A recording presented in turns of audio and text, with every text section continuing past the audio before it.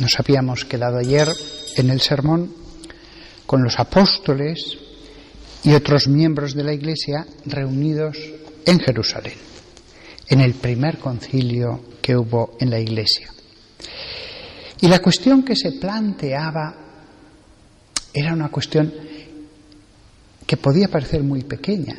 ¿Debían todos, no solamente los judíos, circuncidarse? Hasta entonces no había habido ningún problema en que los judíos que se habían convertido al cristianismo, si tenían un hijo, siguieran circuncidándolos. Pero de pronto algunos de los judíos dijeron, también los conversos a la fe en Cristo deben circuncidarse. La cuestión puede parecer muy pequeña, pero en el fondo lo que se planteaba era, todo el mundo tiene que cumplir la ley del Levítico. Los judíos seguían cumpliéndola, vivían en pueblos, en comunidades, en pueblos si vivían en Israel y en comunidades porque vivían agrupados, vivieran en Antioquía o en Alejandría, comunidades en las que se cumplían todas estas leyes. Pero ¿y los demás? Además, esta cuestión era, en cierto modo, muy grandiosa, porque lo que estaba en juego es, Dios ha dicho en la Escritura, haced esto. Y los que estaban a favor de que se cumplieran, de que todos cumplieran la ley del Levítico, todas las leyes que aparecían en el Éxodo, las que aparecieron después en Números. Claro, la cuestión era, la Escritura dice esto. ¿Cómo vosotros decís, no hace falta? Dios dijo, haced esto.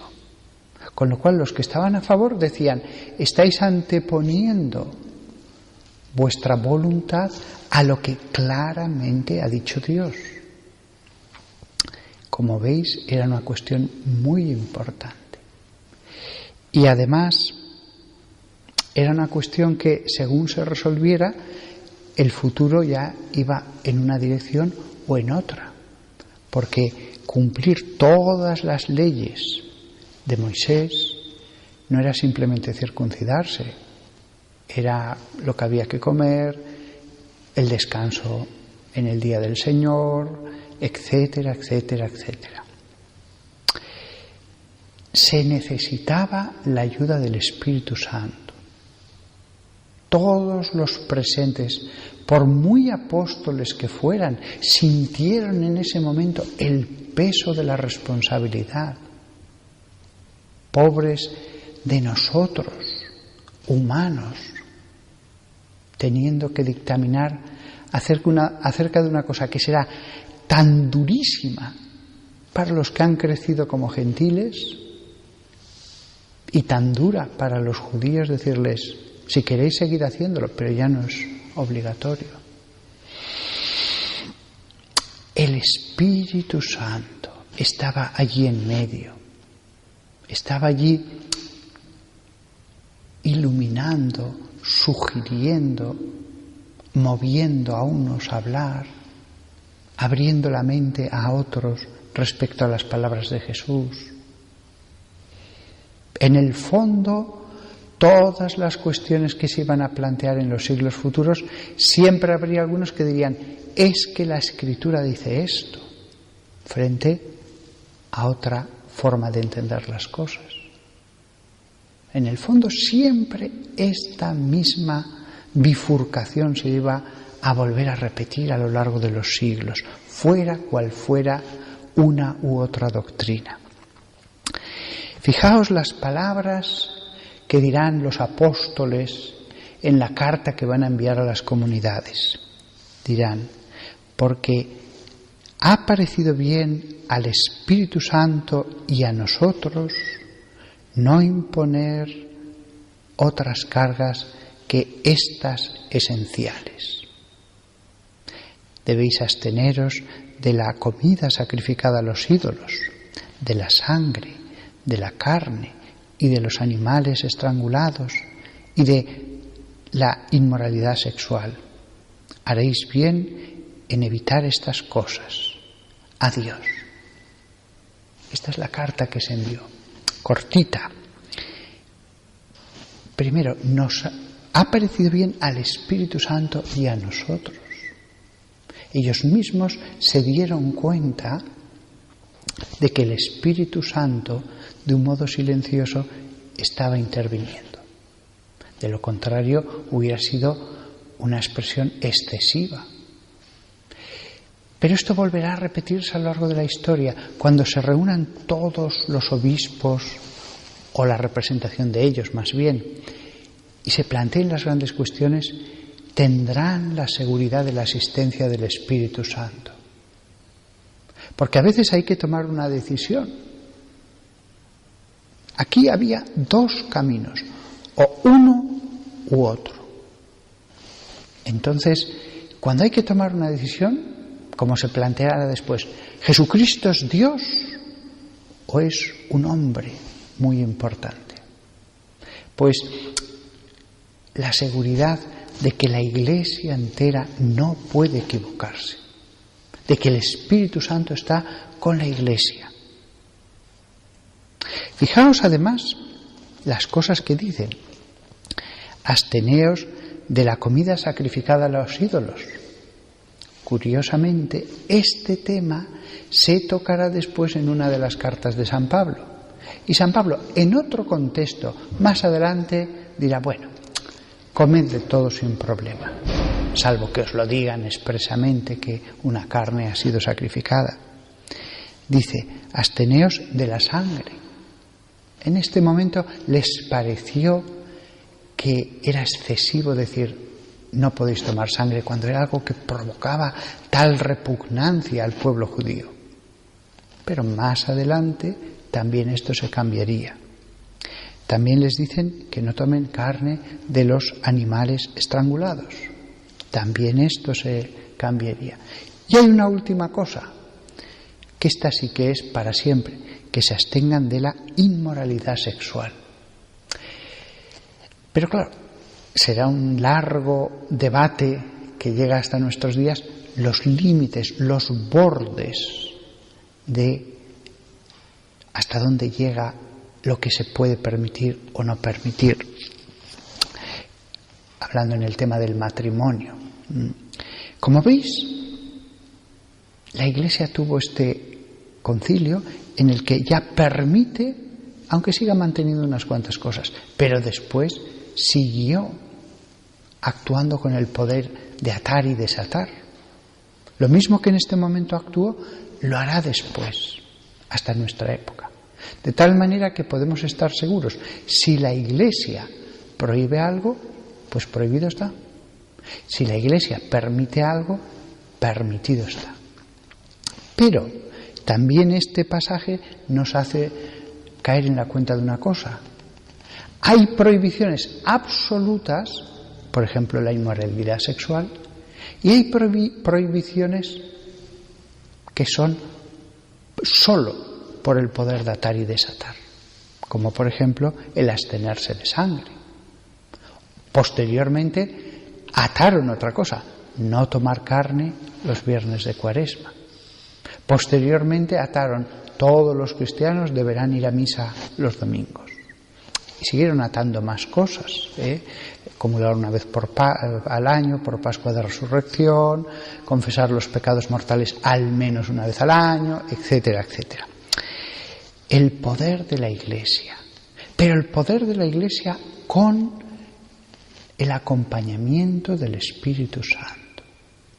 Y así, después ya los apóstoles se expandieron por todas partes, se fueron a todas partes, porque se dieron cuenta, ya lo esencial está establecido.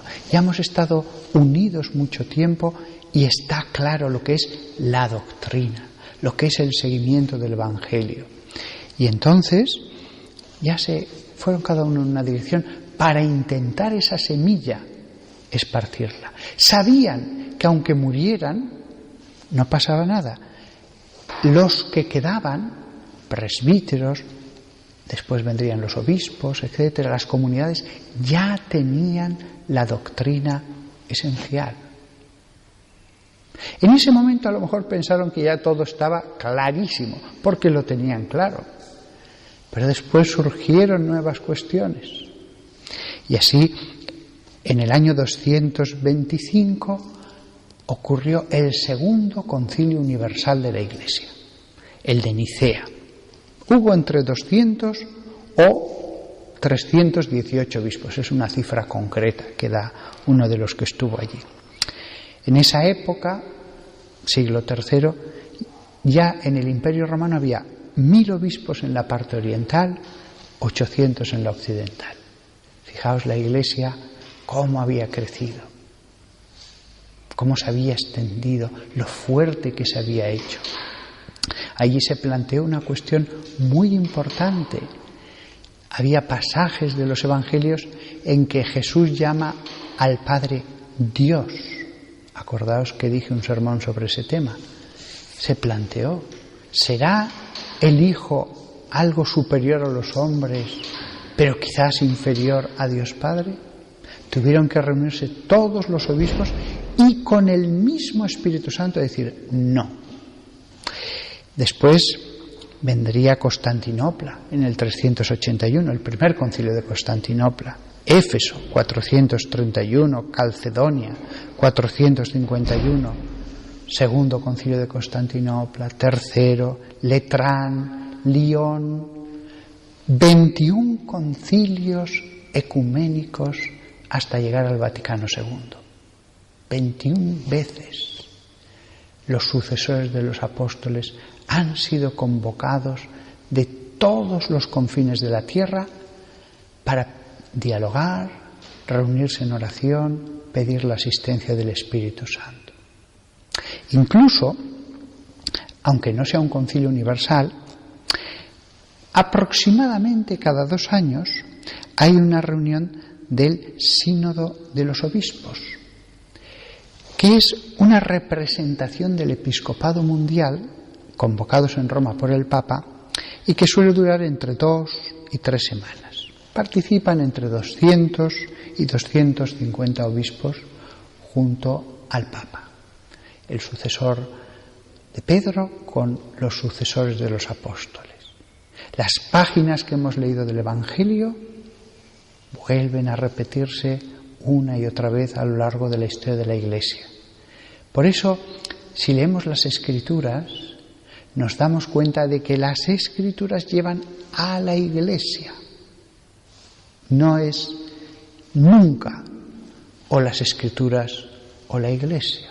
No es nunca o la obediencia a las Escrituras o la obediencia a la Iglesia. Nunca. Porque Jesús dejó claro que el Espíritu Santo moraría en esas asambleas. De lo contrario, nos hubiéramos equivocado. Y por eso nunca hay que tener temor de que los pobres humanos que están allí vayan a corromper la esencia de la Iglesia. Nunca va a pasar eso. Podrán ser más santos o menos santos, pero el Espíritu Santo nunca permitirá que se proponga como algo de fe lo que no es de fe. Pero alguien podría decir, bueno, de acuerdo, pero en las decisiones concretas no tengo por qué obedecer, porque se pueden equivocar, pueden escoger lo que no es adecuado. No, ellos dijeron, absteneos de carne, absteneos de los animales estrangulados, en ese momento concreto, porque hablaban para unas comunidades que eso era durísimo, obrar de otra manera. Tenían que obedecer, porque daban esa orden con la autoridad de Cristo. Lo mismo pasa ahora. Hay que obedecer. Hay que obedecer. No solamente decir, bueno, solamente la fe, pero en lo demás no pienso hacerles caso. Lo que atares en la tierra será atado en el cielo. De hecho, los sacerdotes, cuando vamos a ser ordenados, antes nos arrodillamos y prometemos otra cosa además de la obediencia, que yo la pienso de vez en cuando para tenerla en cuenta. No solo prometemos obediencia, prometemos respeto y obediencia, dice el obispo, a mí y a mis sucesores. Tenemos que tener ese respeto, esa conciencia de la sacralidad que hay en los obispos reunidos cuando toman las decisiones. Si ya son venerables por la sacralidad que hay sobre ellos, sobre su cabeza, cuando están solos e individuales, cuando están unidos, la acción del Espíritu Santo es mucho más fuerte, mucho más poderosa. No es lo mismo un instrumento que toca un solo, una viola, por ejemplo, a cuando hay 200 instrumentos, una sinfonía, una orquesta sinfónica tocando. Nada más. Las Escrituras nos llevan al amor a la Iglesia. Las Escrituras nos dejan claro que las páginas de la Biblia siguen vivas, activas en nuestra época, aquí, en este templo en el que estamos reunidos. ¿No es esto un concilio? Pero podemos pedir al mismo Espíritu Santo que descienda sobre nosotros. No somos obispos, pero podemos pedir a la misma tercera persona que bajó sobre los apóstoles a inspirarles, a ayudarles, que venga hoy también en esta misa. No vino solo el Espíritu Santo en Pentecostés vino de un modo especial, único, peculiar, visible, poderoso, pero también estaba en el Concilio de Jerusalén. Y también, si lo invocamos, vendrá hoy en medio de nosotros. Ya depende de cada uno el que se aproveche o no de esa venida del Espíritu. Siempre hemos centrado mucho la Eucaristía en la presencia de Jesús en las especies eucarísticas, pero he predicado bastantes días en la epíclesis, el momento en el que el sacerdote pone sus manos sobre el altar en el que están las ofrendas, y lo mismo que después actuará el milagro de la transustanciación, en ese momento lo que pide, y Dios lo va a hacer, es que venga el Espíritu Santo, que venga el Espíritu Santo en medio de ese altar, santificando lo que va a haber allí y santificándonos después cuando aparezca Cristo, al verlo, al adorarlo y al tocarlo. Que la reunión que tenemos aquí sea santificada hoy, no solo por Jesús, sino por el hálito divino que baja del trono del Padre.